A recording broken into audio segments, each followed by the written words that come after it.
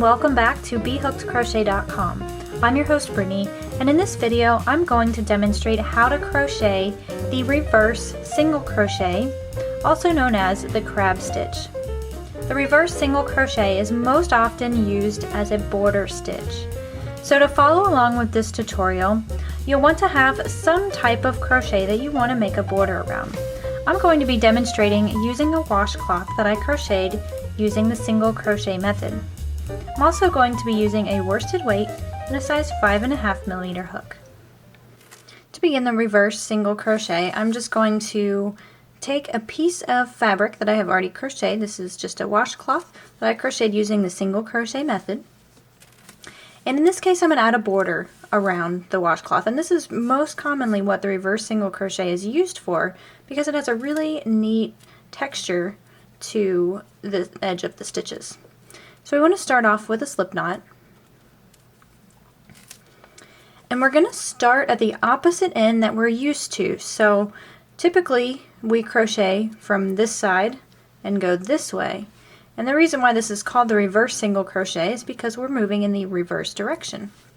So I'm going to start off just in my chain 2 space. Now if you're doing a border on a hat and you don't have a corner to work with, then you would just insert your hook into the first stitch that you want to start with. And we're just going to bind on in the normal way that we're used to. So pull that through the stitch and then chain 1. And we're chaining 1 because it technically is still a single crochet even though it's in the reverse motion, so it's the same height as 1 chain. So I'm going to be honest and say that this stitch took me a little while to get used to. It's awkward because we're moving in the reverse direction. What we want to do from here is we're going to swing our hook around and we're going to insert it into the next stitch. And then yarn over and pull up a loop, and then yarn over and pull through both of those loops. So we're still doing the single crochet motion, but we're just, like I said, doing it in the opposite direction. And that's really all there is to it. So we'll swing back, find our next stitch, insert our hook there, grab the working yarn and pull it through.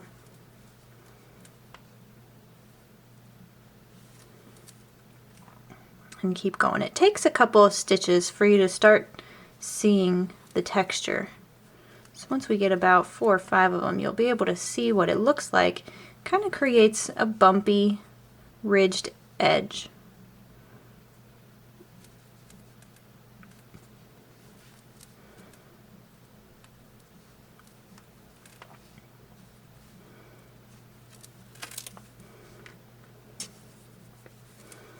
One thing that I've found that creates a neater looking stitch is to make sure that you're not making your stitches too tight. So when I go into the stitch and pull the yarn through, I don't just want to leave it there. I want to keep pulling up, and then you can finish off the stitch.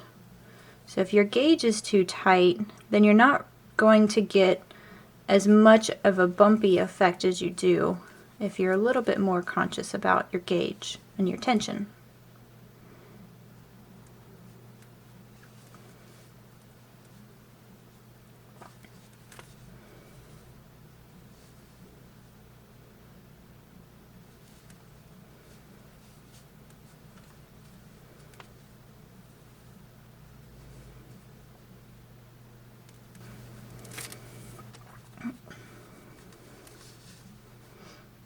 One thing I will mention, if you are not binding on a new color like I am here, so I'm just creating a border, but let's say you're finishing off a hat or anything else and you're using the same color and you're not wanting to bind off, you just want to keep going with the same yarn.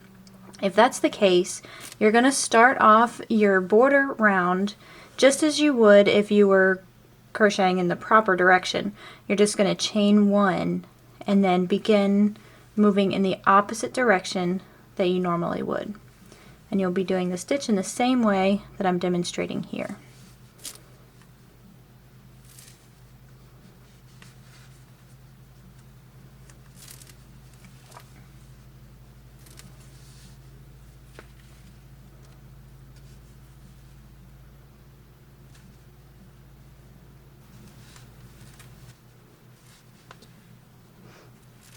For those of you who are working on a squared project like I am, or a project that has corners, so if you're doing a border on an afghan, which is actually really popular with this stitch, you'll just want to make a reverse single crochet into your chain 2 space from your corner, and then I chain 2 to continue and keep that corner, and then you'll want to reverse single crochet into the same chain 2 space,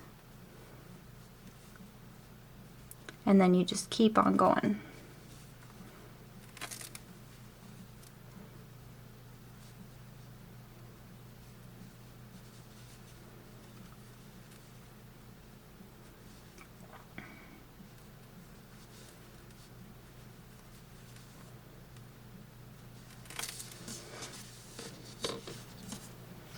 So as you can see here, the reverse single crochet is always going to be used as a border stitch, and that's because once you finish this off, there's no way that we can work back into these stitches. So this is a finishing technique that's very common for projects such as afghans and hats and washcloths, which is what I have here.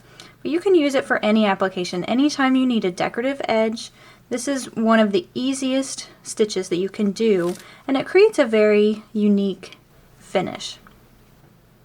Be sure to check out BHookedCrochet.com for more techniques just like this one, free crochet patterns, and video tutorials.